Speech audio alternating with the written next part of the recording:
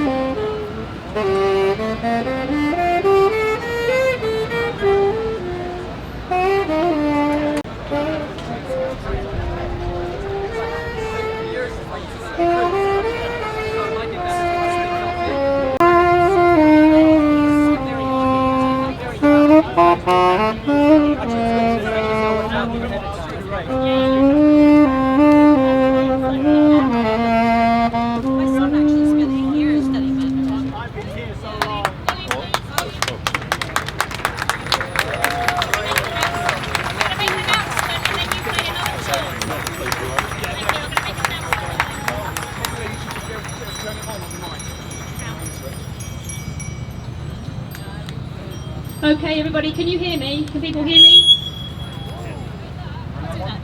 Turn up on the other way. Which way? Yeah, that's it. That's fine. That's good. Right. Okay, what we're going to do, we're going to start at 6 o'clock, but because there's a lot of us, and to make sure that people can hear, well, can I find out who can hear at the back on the steps at the Royal Exchange? Anyone wave up and down? Can anyone see anyone waving and saying you can hear me? Okay, so somebody apparently can hear me at the back of the Royal Exchange. Excellent. And what about, can anyone on the bus hear me? Anyone? Okay. What we're going to do is, because there's a lot of us, we are going to have 2 speeches and then the die-in, and then we're going to have more speeches.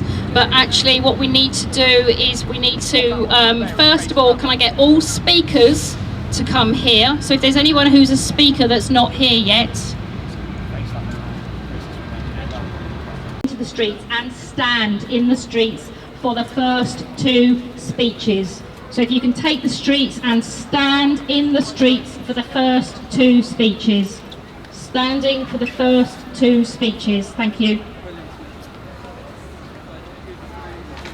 Sorry, and just remind anybody why we are here. So take the streets and stand. There's a gentleman here who is blind. Can somebody, careful, please, Abby, man this gentleman here who is using a stick. Can someone please direct him? Thank you very much.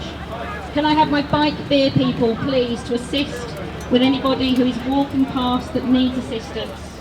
Bike beer people, please. Closing the streets, you're assisting anybody who needs to get past, who needs assistance. Yeah, they need to be spoken to. Whoever's tooting, if you could go down, bike beer people, please go down and speak to people tooting. Anyone who's a bike beer person, come on, you've got... Come around this way. Thank you.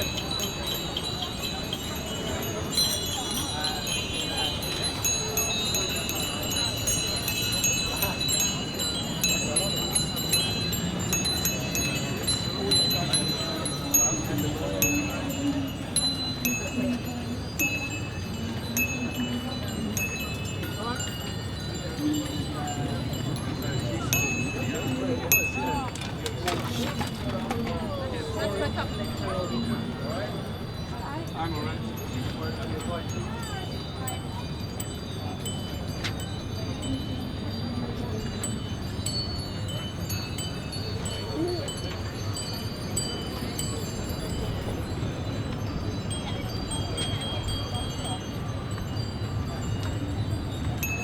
It's easy to ride them.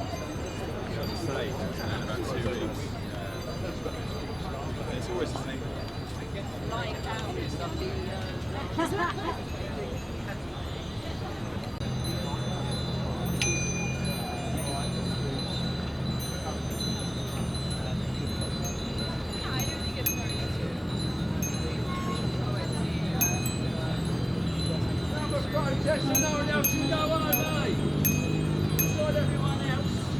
Yeah, that's right, mate. We're going to have it slightly different today. We're going to have 2 speeches, and then we're going to have the die-in, and then we're going to have more speeches. Sadly, this is the 7th time I've set up a vigil today, and this is for the 7th and 8th persons killed while cycling in London. While we were discussing a vigil for Clifton James, who was killed on Sunday the 21st of June in Harrow, we heard about the death of Ying Tao here at Bank on Monday the 22nd of June. Ying Tao was the 6th woman to be killed, the 7th person to be killed by a lorry in London. And this morning we've heard of a woman knocked off her bike by an HGV in Blackfriars, and we wish her a speedy recovery, but her injuries may well be life-changing. And since we have stood here today, I have heard from the police that roads in Old Street area have been blocked, and they believe that that is as a result of a cyclist down. So we send our thoughts to the people injured today, wish them a speedy recovery, and also we think of the people who have been killed, and we think of their relatives and their friends and their colleagues. You might say, Nicola, if this is the 7th one you've set up, why are we doing it? Are we making any difference? Well, actually, yes, we are. Since Stop Killing Cyclists was set up in November 2013, as a result of 6 cyclists being killed in London within a 2-week period, we have made achievements, and those achievements have been have included getting ideas that were once poo-pooed at into mainstream thinking. For example, we've called a ban on rush hour HGVs. This has now been echoed by MPs including Harriet Harman, Neil Coyle and David Lammy. With regards to lorries themselves, we asked for safety mirrors to be put on the lorries, whereas TfL said that couldn't be done. They are now introducing mandatory safety mirrors on lorries in London from this September 2015.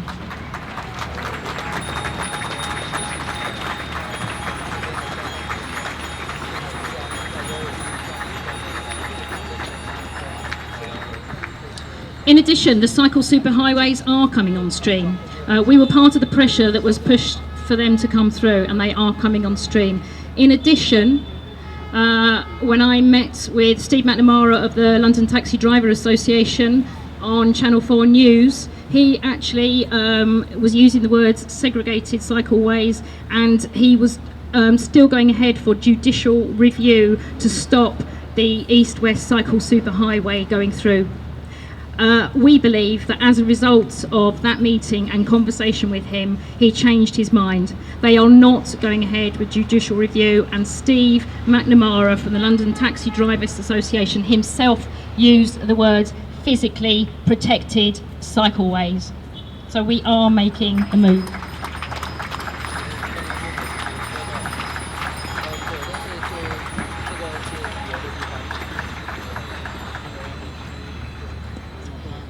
Also, the media is listening to us. They're moving away from saying, calling us just people who wear lycra, and they're actually noticing that we are actually people.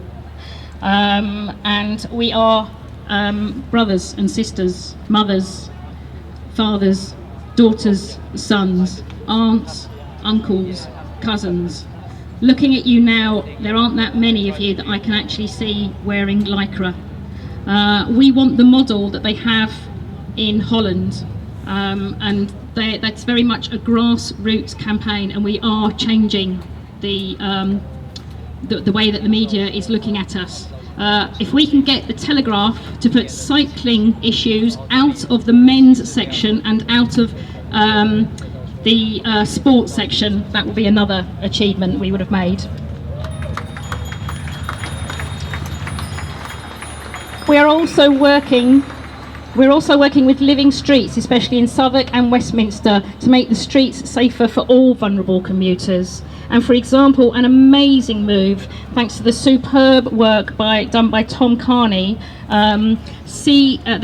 Transport for London are seriously talking about the removal of motorised traffic from Oxford Street.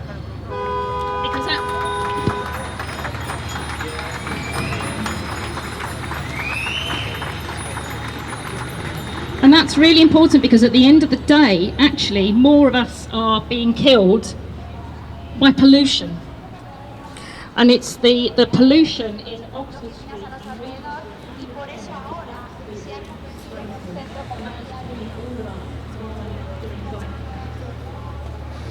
We need to continue the pressure. We need to keep it up.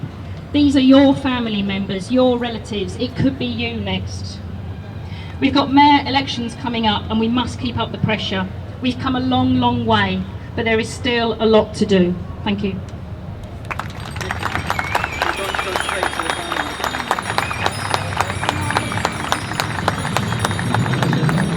I'm now going to ask Han Wu, a friend of Ying Tao, to say a few words. Thank you. Hi everyone, so I'm here to represent Ying's family and very close friends.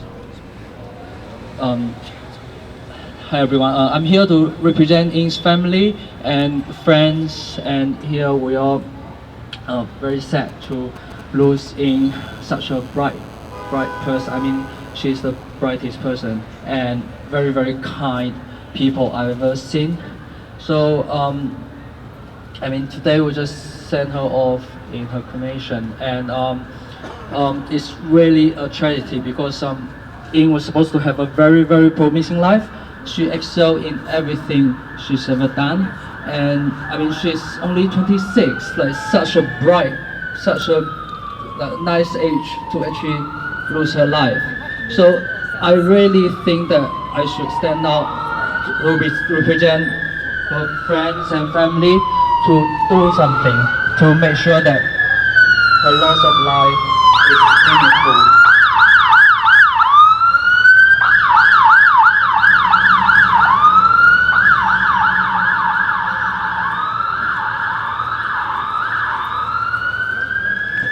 And I really want to thank everyone who is here today. And together, I think we can make a change. We can make a difference. We can stop at least the HGV from, being here in peak time. And we should save more cyclists from such tragedy, and of course the cyclist families. And together, I believe we can make a change. And thanks, Nicola, for organizing this.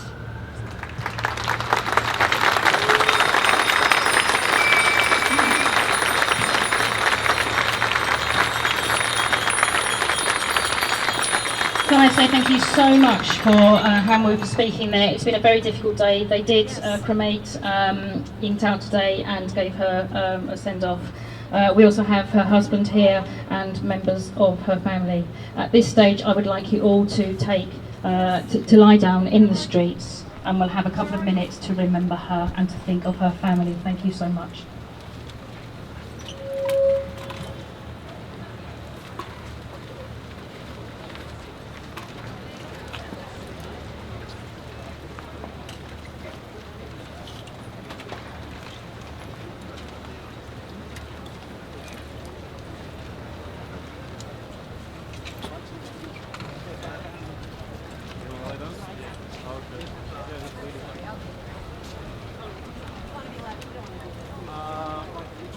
Maybe later after you lie down.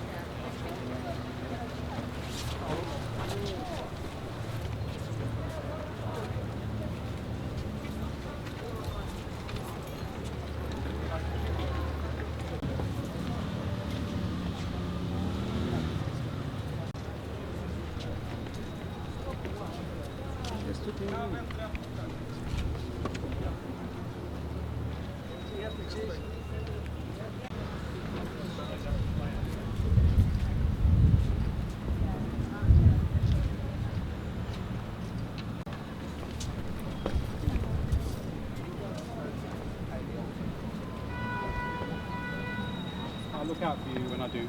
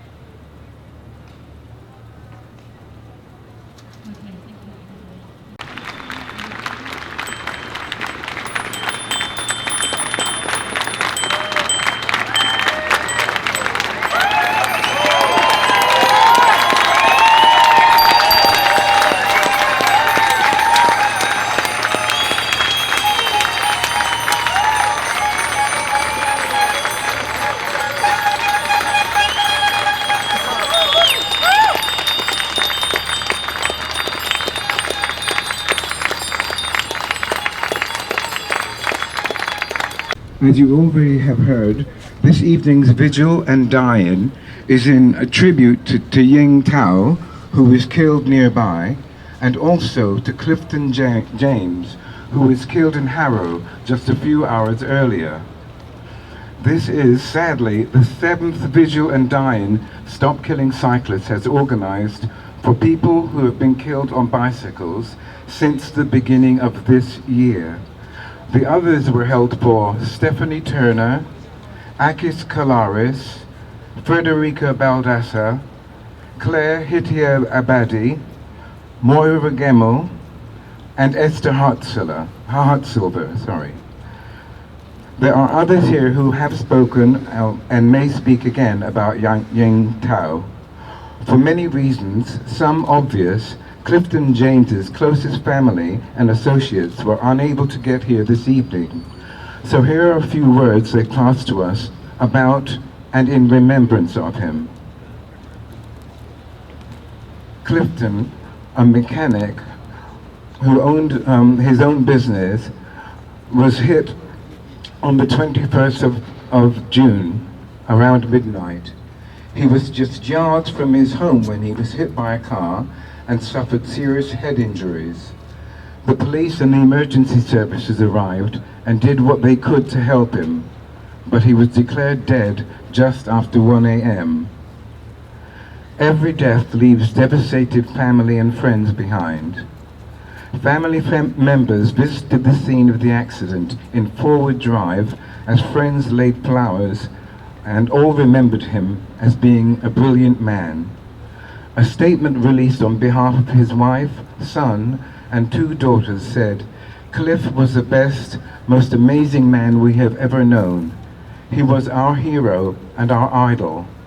He was loved by many, leaving behind his wife, 3 children, and granddaughter. He will live forever in our hearts. We will always love him." A family friend said, "He was a dad to everyone. Him passing away is a tragedy for everybody. He was known by everybody, liked and loved by everybody." Another friend who has known Mr. James for 15 years said he was a brilliant man. He would help anybody. He would drop everything to run and help you. He will be sadly missed by many. The driver of the car, a 31-year-old man, stopped at the scene and was arrested on suspicion of causing death by dangerous driving. Thank you very much, Ted. So not only are we remembering Ying Tao today, but we are also remembering Clifton James. Yet again, another weekend of time. Can I now ask Rachel Aldred to speak? Rachel is one of the trustees of the London Cycling Campaign. Thank you. Thanks, Nicola. The London Cycling Campaign would like to send its condolences to the family and friends of Ying Tao and Clifton James, and also to support this action that is being taken. I would like to say personally that I think, although, as Nicola said, we have a long way to go, the people gathered here and many other people have done a brilliant job in putting cycle safety on the agenda, but more than that, putting the fact that we have an unsafe system on our roads on the agenda. It's not just cyclists. In the decades following World War II, the system has increasingly been developed to protect those who cause the most harm, putting the most vulnerable, children, cyclists and pedestrians, at greater and greater risk. Cars and lorries have got bigger and more dangerous.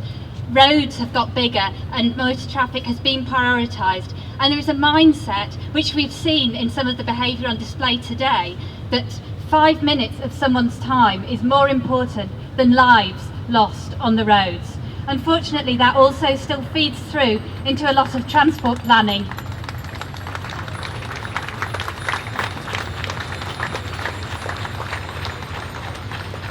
We can see that junctions like this one, which is shockingly dangerous, that attempts to make it better are being held up for years while the transport modelers look at whether it will hold up drivers if this is to be made safe for people walking and cycling, for people just going about their business.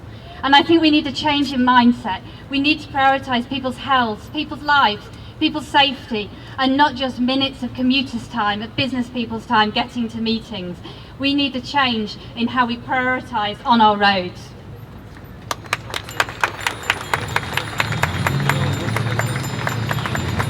The change we need, as Nicola alluded to, is in a variety of areas. We need much more segregated cycle infrastructure. We need enforcement of existing laws, and we may need changes to the law. We need restrictions on motor traffic. We need more funding. And we need this to be treated as an emergency. It's not acceptable when we know that we can act quickly. For example, with the Olympics, massive changes can be made at very little notice. But still, all of us know, I know, near me, there are junctions that will kill. There are junctions that will seriously injure, that will leave people disabled for the rest of their lives. We know these junctions, we know these places exist. I could tell you where they exist. And it's not acceptable that these things just continue, that the toll just carries on rising. And we need also to look to the approach in places like Scandinavia, where they don't wait for people to die. Road safety in this country, if we're lucky, we have improvements after someone dies. In Scandinavia, they take an approach where they look and see if the junction is dangerous, if the road is dangerous, and they try and take action before someone dies. Wouldn't it be much more humane to be doing that instead?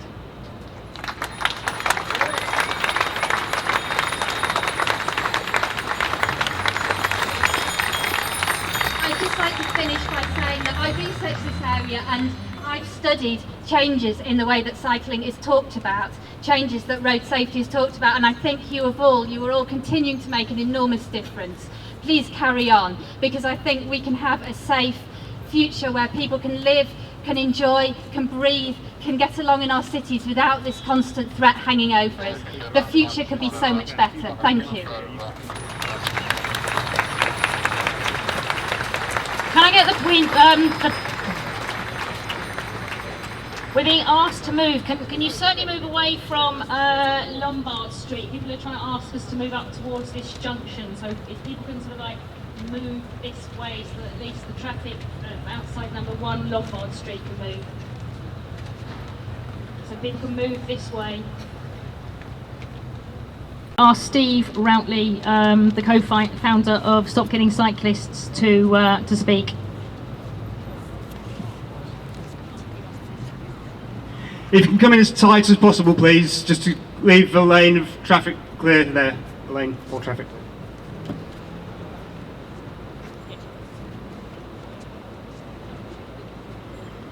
Amidst traffic's rage, a prolonged silencing, flowers have been laid. It's great to see so many people out today, especially in view of the fact that already there have been 2 actions here since last Monday. Wednesday's London cycling campaign flash ride brought this junction to a standstill, and on Friday evening around about 1,000 participants in critical mass held this junction for half an hour in the name of Yingtao, and I was incredibly proud to be part of that.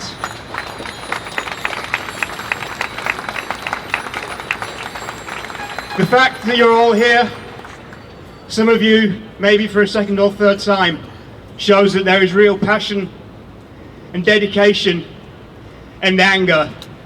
We want to see things change. The haiku that I started with, I wrote when I visited here on the way home from work last Monday evening. I spent a few moments in reflection and just looked at the junction. It was built decades ago and wasn't designed for modern traffic flow. There are 7 roads that feed traffic into it, and the centre, regardless of the fact there are traffic lights trying to control it, just becomes a crazy gyre of vehicles, their drivers jostling for space, trying to get through on the lights when they can. It's not friendly to cyclists. Take a deep breath, eyes everywhere, looking out for any risks. Make sure you can be seen and just get across. The infrastructure here is a major problem, and that's an issue for the City of London Corporation to deal with. Make some of the streets one way, pedestrianised sections of it, or even all of it. But add to that, half-blind, possibly tired HGV and tipper drivers running to schedules where they're paid by load, which forces them to work longer hours and drive faster at the busiest times. I'm surprised there aren't even more deaths and serious injuries at this junction. That's a matter for Boris Johnson to address. And if he did so, the repercussions of any positive action would affect the whole of central London and make everyone's lives better. But Boris refuses to ban rush hour tippers because he believes that the contribution they make to the economy of the city is more important than cyclists' lives. And I would wonder, does he maybe appear to maybe not quite be the cycle-friendly mayor he paints himself as, instead towing the line of organisations like the Freight Transport Association, saying that such a ban is not the answer. But until he tackles the issue directly and wholeheartedly, Boris Johnson has the blood of every single tipper death on his hands, and he cannot be allowed to wash it off by using distractions like threatening to confiscate the bikes of cyclists who jump red lights, a victimless crime. Yingtao maybe could have taken a different route. Maybe she could have got a different job somewhere else. Maybe she could have lived in a different city with good, safe infrastructure or legislation to regulate tipper trucks. Maybe, just maybe, we need certainty. the certainty that our mayor and our boroughs will be proactive in saving lives. We do not just want action on killer tippers from City Hall, we demand it. Or we need to take it ourselves before they take more lives. Get these vehicles off our roads during rush hour. It really is that simple. I'd like to close by saying that following the London Cycling Campaign action and critical mass, and today and the last 18 or so months of this campaign, you lot are awesome. Keep being awesome. For all who never made it home, for a safe future for cycling in London. Thank you very much.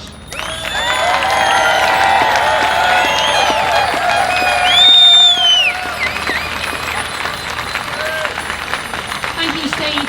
We're getting extra pressure from the police to move this way. They're saying we don't want to lose the will of the other drivers and what have you. I don't know where we can go, but please, if people can move forward so at least some of the motorised traffic can move at that end.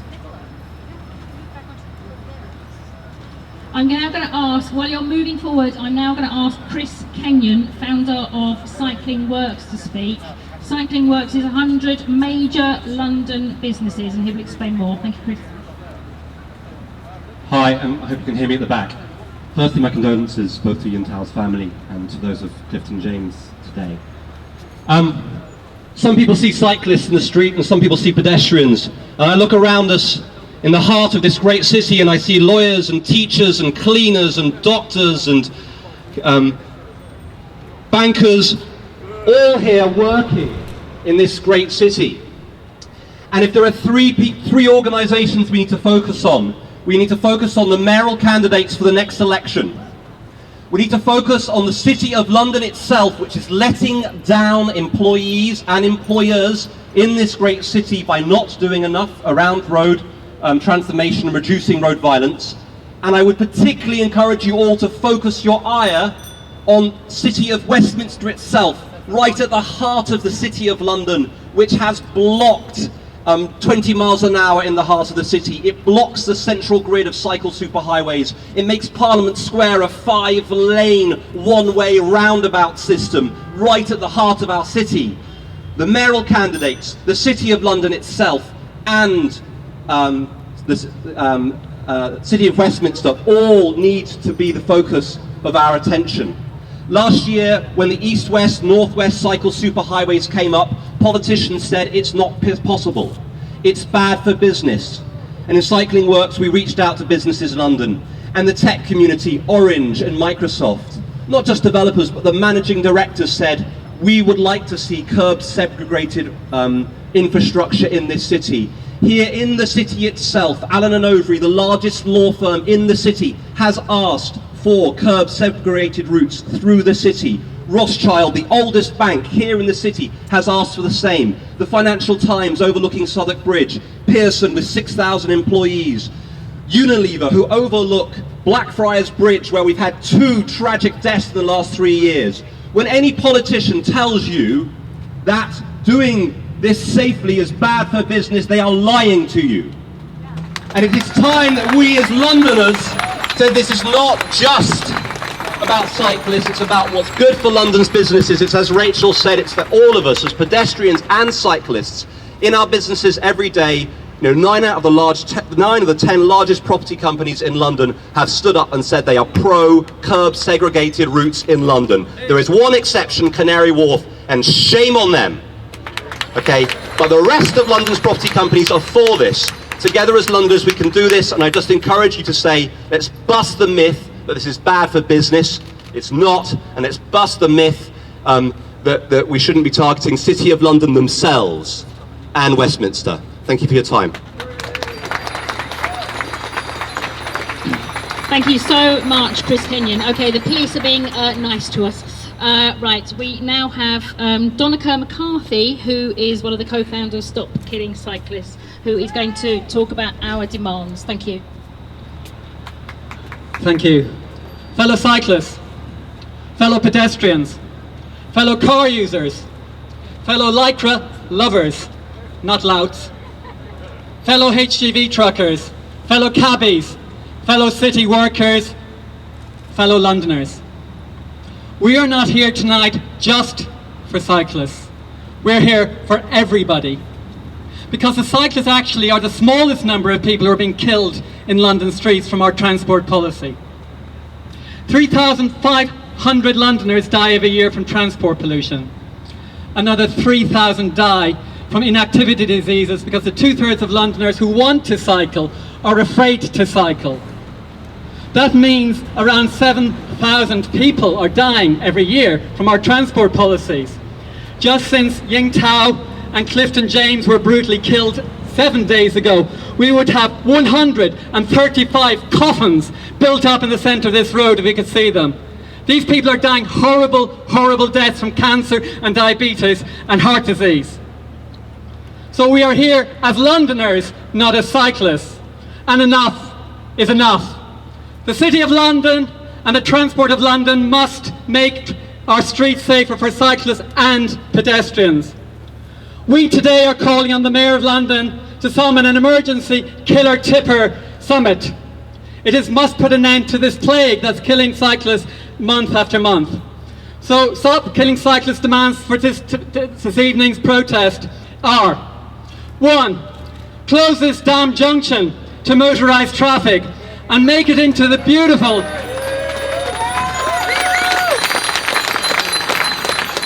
This is not a junction, this is a murder route.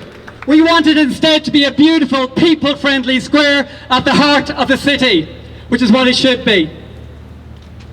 Our second demand: the Corporation of London, who is responsible for this junction, must drop its long-standing opposition to protected cycle lanes. They haven't built a single metre of protected cycle lanes for 5 years. Why? They say protected cycle lanes would mean cyclists go too fast. Well, I'm sorry, it's not cyclists are killing people, City of London, it's killer trucks and killer cars. Thirdly, since Stop Killing Cyclists from the beginning has said, it is totally unacceptable in a civilised society to have killer machines such as tipper trucks and HGV trucks on our roads where the poor driver cannot see adjacent road users. They cannot see the pedestrians.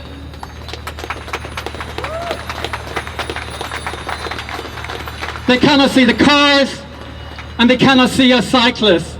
It is like putting a police marksman out on the street and blinding him. It's just ridiculous.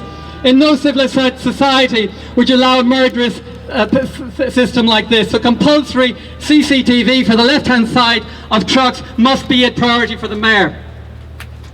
Fourth, Steve already said we want a ban during rush hours for these killer machines. And finally, I am sick to the teeth of Andrew Gilligan and the Mayor saying we're spending loads of money on cyclists.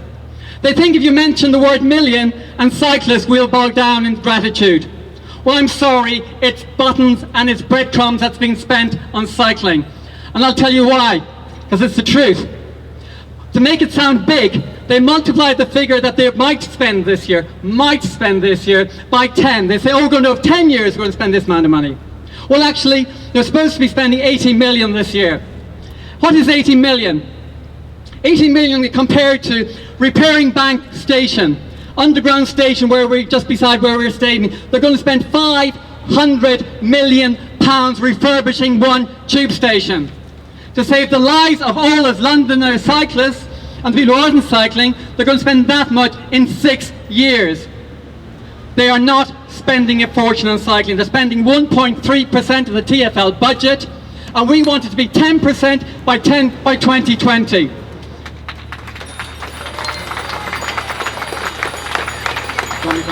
We must remember that figure. 10% by 2020. That's our demand from all the mayoral candidates and all the GLA junctions. Finally, it is my habit at these dines to also mention the positives that we cyclists bring to London. We reduce poisonous transport pollution. We reduce congestion on our roads. We reduce carbon dioxide pollution. We reduce transport noise pollution. We reduce the NHS budget by millions. We reduce road maintenance by millions. We make our streets safer for children. We stimulate local economies, and statistically we kill 0 pedestrians. So let me finish with my usual call. 3 cheers for cycling! Hip hip! Hooray! Hip hip! Hooray! Hip hip! Hooray! Thank you!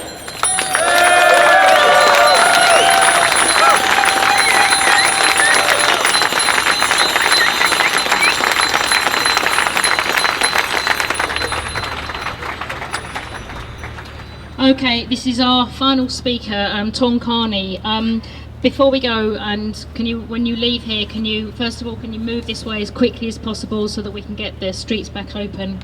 I would finally like to thank very much for Han Wu and for Jin Chu, who is the husband of Ying Tao, and all the family and friends who have come here today, and I hope that they have got some comfort from today, and we offer our huge condolences and apologies to the family and friends of Ying Tao.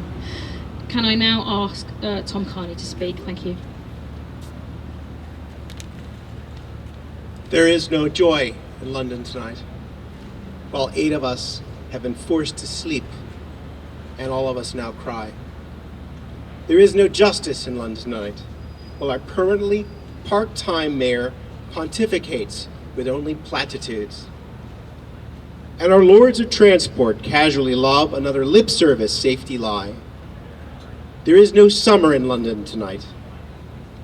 It is now a dark winter of dread for those families of the fallen. There is no time for complacency. Look around you this evening. Remember why we're here, and that some of us now grieving might be tomorrow's dead. Thank you. Thank you, Tom. Okay, thank you so much, everybody. Can I now ask you to please move off the street, come onto the square here as quickly as possible. The traffic, the police, the motorised traffic, the police have been absolutely fantastic. Can I big round of applause to the police and to thank you. So can people please start moving over? Can I also point out, when the ambulance came through, the way that we entered the road so that they could come through, I dread to think how long that would have taken for them to move. Can I just, please, everybody, can you just start moving, please, please, please, please, can you move? People that are on the pavement, can you move further away so that other people can get onto the pavement? You can move while I'm talking. So I just want to point out that when the ambulance came through, we cleared the space so quickly and it came through so easily compared with if there were cars and buses and trucks in the way. So thank you for everybody who moved, and I think it just goes to show that actually we do not take up the space. I know we have this junction just now, but that is in memory of Ying Tao. So thank you so much to everybody. Keep moving out of the way, please. Thank you.